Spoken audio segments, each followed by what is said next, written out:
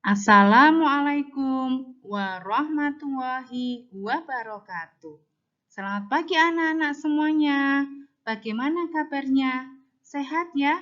Alhamdulillah. Tetap selalu menjaga kesehatan, makan makanan yang bergizi, dan yang paling penting, jangan lupa kalian harus selalu melaksanakan sholat 5 waktu. Oke, sebelum lanjut ke materi berikutnya, mari kita membaca basmalah bersama. Bismillahirrahmanirrahim. Nah, kita lanjut ke materi berikutnya ini ya. Nah, kita masih belajar di tema 3 tentang tugasku sehari-hari. Nah, tugas kewajiban kita di rumah yaitu salah satunya apa anak-anak? Merapikan tempat tidur. Terus apalagi? Menata mainan yang sudah kita gunakan. Itu contoh tugas kita sehari-hari. Kita lanjut ya. Oke, kita lanjut ke subtema 3. Tugasku sebagai umat beragama. Menulis cerita tentang budaya tolong-menolong. Nah, budaya tolong-menolong itu apa saja kalau di lingkungan masyarakat? Contohnya apa? Siapa yang tahu? Siapa yang bisa? Nah, contohnya seperti menyantuni fakir miskin, menyantuni anak yatim, terus menolong orang tua yang menyeberang jalan, membantu tetangga yang sedang mengalami kesusahan. Itu salah satu contohnya. Nah, di sini kamu dapat menulis cerita tentang budaya tolong-menolong berdasarkan gambar. Nah, mula-mula perhatikan gambar dengan seksama. Pilihlah kata yang sesuai dengan gambar tersebut. Setelah itu, kamu dapat menulis cerita berdasarkan gambar.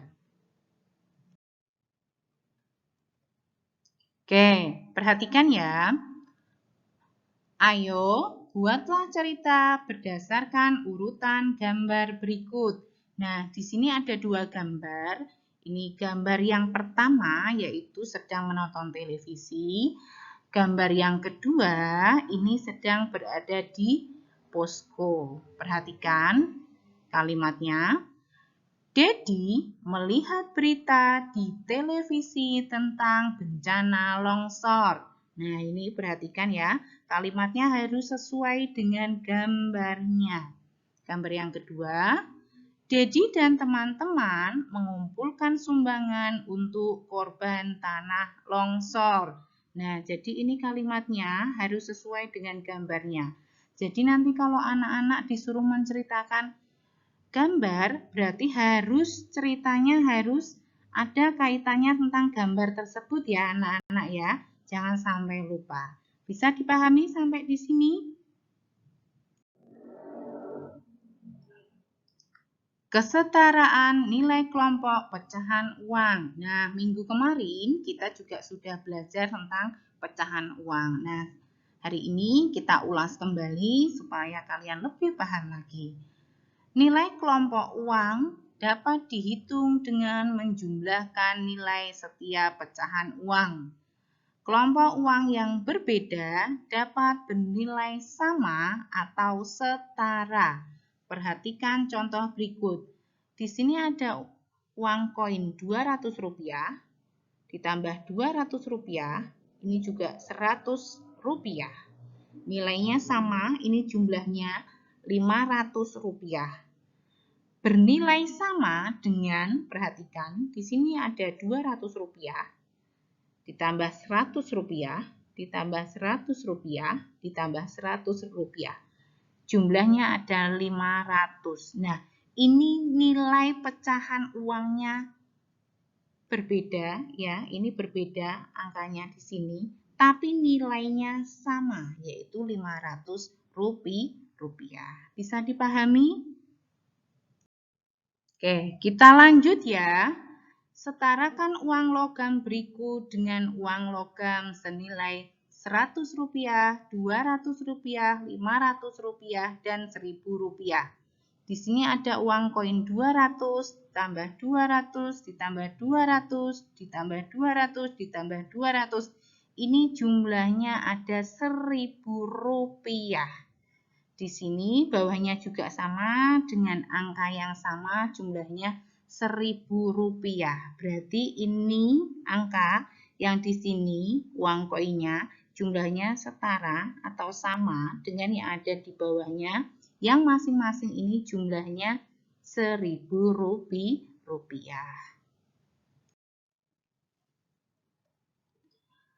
Mengurutkan harga barang, kita dapat membandingkan harga beberapa barang. Perhatikan, ada barang yang murah dan ada juga barang yang mahal.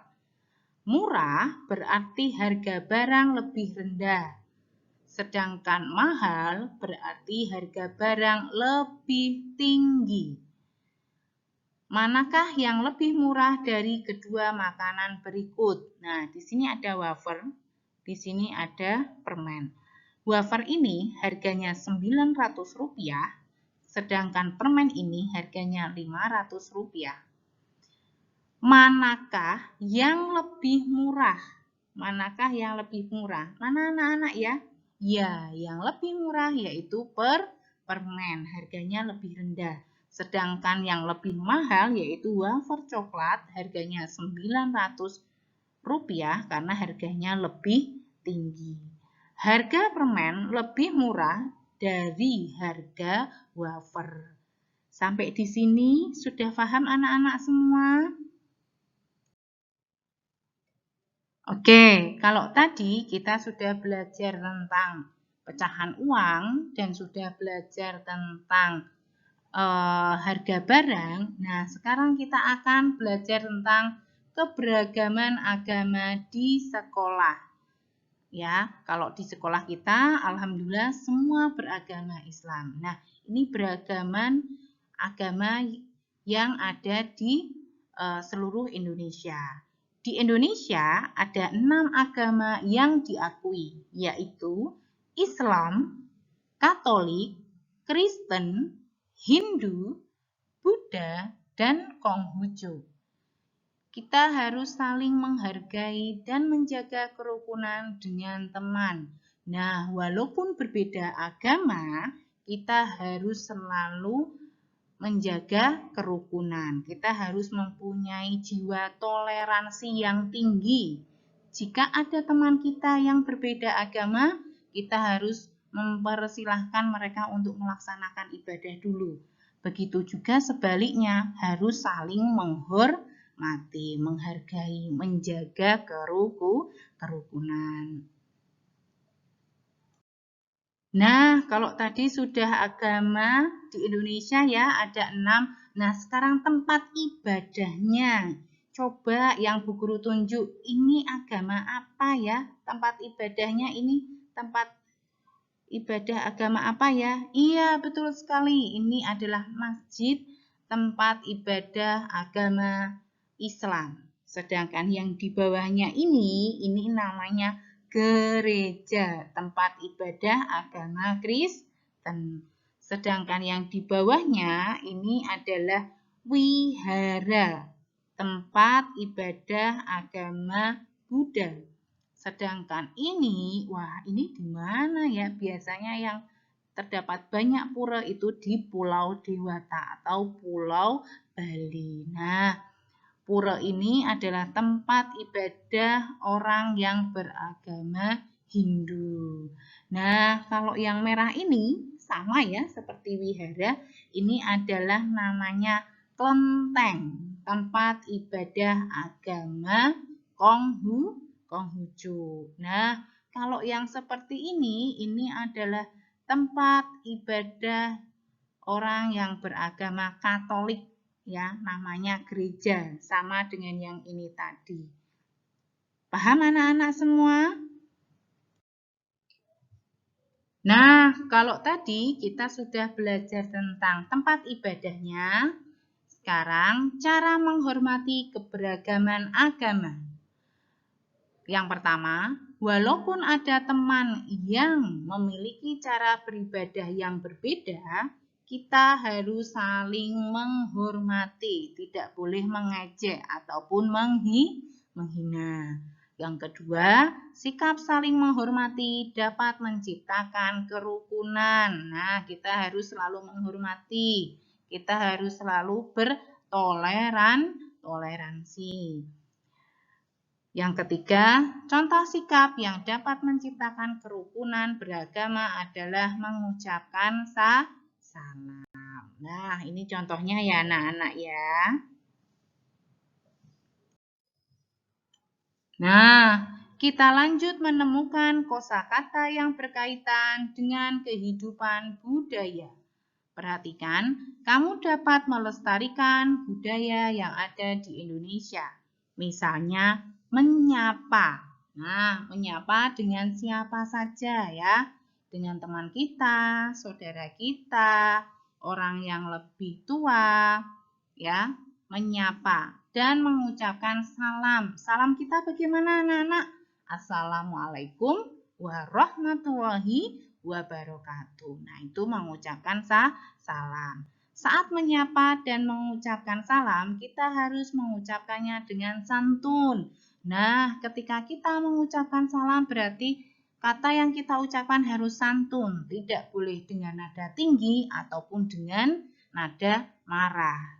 Sebaliknya, ketika kita menyapa dengan orang lain, kita harus juga menggunakan nada yang santun. Tidak boleh dengan menggunakan nada yang tinggi ataupun marah-marah.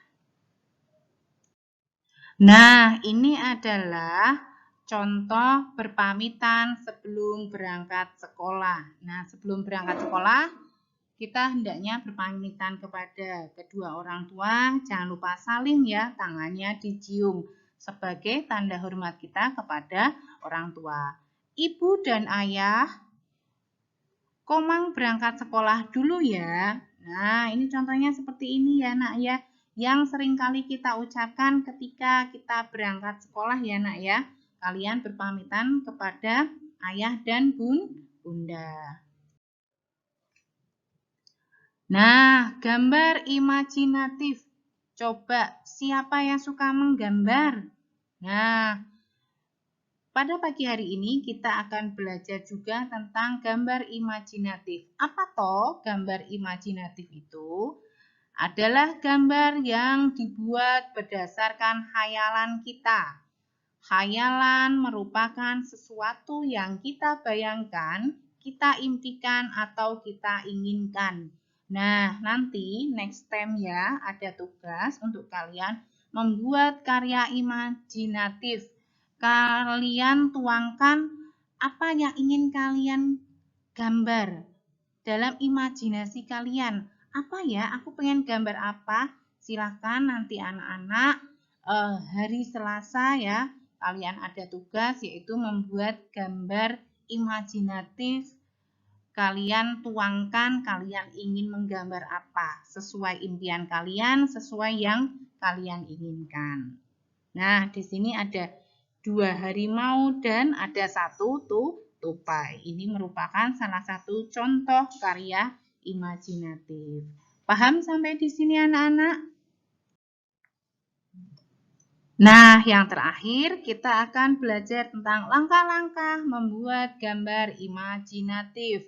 Perhatikan, bayangkan sesuatu yang kamu inginkan atau impikan. Kamu bayangkan dulu, kamu mau menggambar apa. Yang kedua, buatlah sketsa di kertas gambar. Kamu membuat sketsa dulu. Kira-kira aku inginnya seperti apa? Yang ketiga, tebalkan garis pada sketsamu. Nah, kalau sudah ketemu dengan sketsanya bagaimana? Silahkan ditebalkan.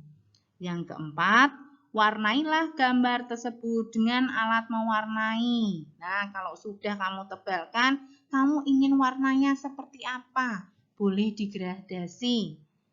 Yang kelima, warnailah dengan rapi. Nah, ketika mewarnai, warnailah dengan rapi. Jangan sampai ada ketombenya. Ketombe itu apa? Warnanya masih belum rata, ya. Silahkan warnai dengan rapi sekali. Paham anak-anak sampai di sini? Alhamdulillah, pembelajaran pada pagi hari ini sudah selesai. Anak-anak tetap semangat belajarnya walaupun kita belum bisa bertatap muka. Kurang lebihnya Bu Guru minta maaf. Terima kasih. Wassalamualaikum warahmatullahi wabarakatuh.